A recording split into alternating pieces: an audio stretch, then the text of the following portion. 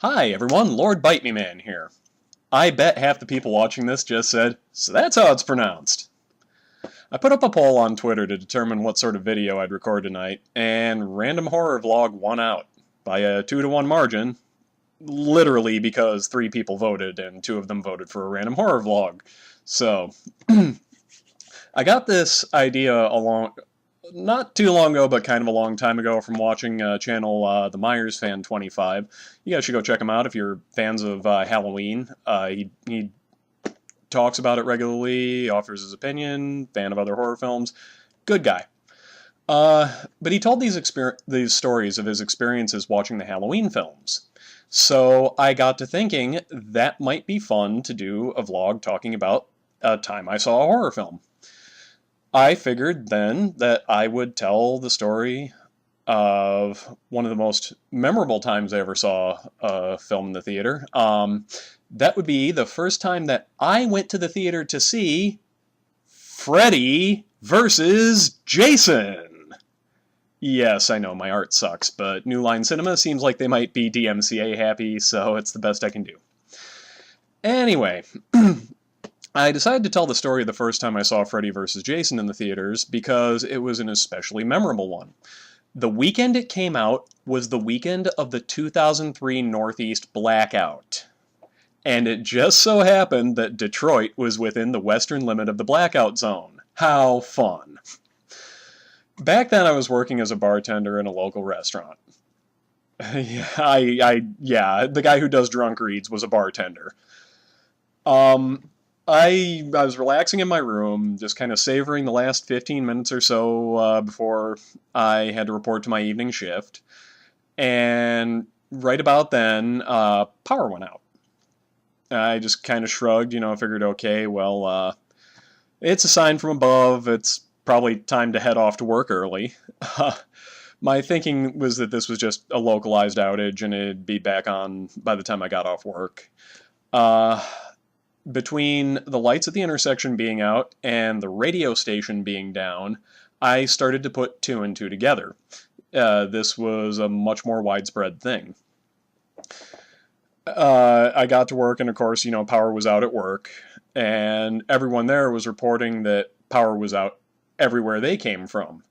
And a few folks came in, about a half hour in, because we're all just waiting for the power to come back on. And they said the radio stations were saying that, the radio stations were on emergency power now, and they were reporting it was out all the way in New York. And, we all kind of collectively freaked out. You have to keep in mind, this was only a couple years after September 11th. So the thought of a major terror attack knocking out power wasn't outside the realm of possibility back then. Between a bit of lingering anxiety about that whole thing and the obvious fact that if power's out in New York, it's a big blackout and it's not coming back on anytime soon, boss closed up shop and let us out.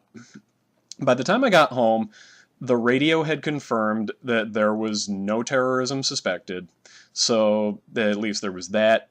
I'd heard about cascade failures in power grids before reading about the New York blackout of 1965. So I was figuring probably something like that happened. It was August, it was hot, everybody was running their air conditioning, so probably somewhere in the grid something had happened. And that ended up being what happened, was just a combination of the heat and poor maintenance with trees had taken out a transformer in like Toledo or something like that, and it spread through the entire Northeast grid. Just hearing that it wasn't terrorism at that point, because we were all freaking out about it back then. Hearing that it wasn't that, it was a big relief. Now was just boring because, okay, we all got home and, now there's just this big blackout everywhere. There's no TV, no internet. There were very few cell phones back then, and there was no such thing as wireless, so you weren't gonna hop on and play around on the internet on your phones back then. So we just kind of killed some time. The sun finally set, and my roomies and I, we decided to go to the local supermarket to see if they were on a backup generator maybe. And they were on their backup generators. And the first thing we see is we see this pallet of bottled water that is down to its last layer. Because they were under a bottled water advisory, or it was a boil water advisory, and everybody's freaking out thinking the grid is gone, man, and they're running on the bottled water. We were a bunch of mid-20-year-olds, and we're figuring, yeah, power's going to be back on in a day. We went straight for the beer and the chips. I ever the optimist back then, I figured power's going to be back on before too long, so get some beer and some chips and have a party. And everybody was like cooking all their meat in their refrigerator, barbecues everywhere. And, that's just what we did. We sat up, we drank some beers, we sat out on my front lawn, and, I went to school for 2 years in New Mexico, and growing up in Detroit, you never really got to see the stars that much. There's the light pollution, there's the haze from all the cars and everything. You look up, you see the brightest stars, and then that's all that really shines through. When I went to New Mexico, that was the first time that I ever knew that you could look up at the night sky and see the arm of the Milky Way. And I knew my friends had never been anywhere, that far outside the city. They'd never seen it. We were looking up, and I just pointed up to them, and I was like, hey guys, that's the arm of the Milky Way you're looking at right there.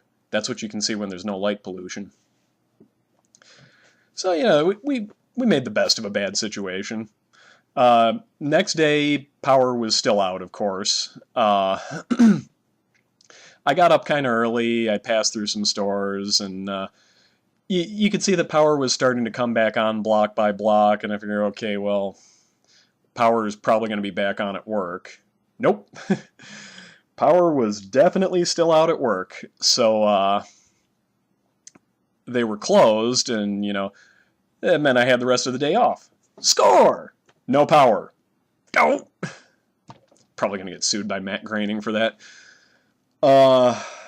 We were all just bored, and we got the bright idea because it opened that week. Let's go see if the movie theater has power, and let's go see Freddy vs. Jason. Well, we get to the local theater, and power was back on at the theater. And best part of all, the boil water advisory was still on, so they couldn't use their ice from their ice machine. So we got drinks that were full drinks and not just like caked with ice. So that was a pretty cool thing to get. But we got to kill the tail end of the Blackout in our area watching Freddy vs. Jason in the theaters. I know opinions on that film vary greatly, but at the time, we loved it. We were 80s and 90s kids. We grew up on wisecracking Freddy, zombie monster Jason, so a splatterfest film with a knockout, drag-out fight was like our teenage id on screen.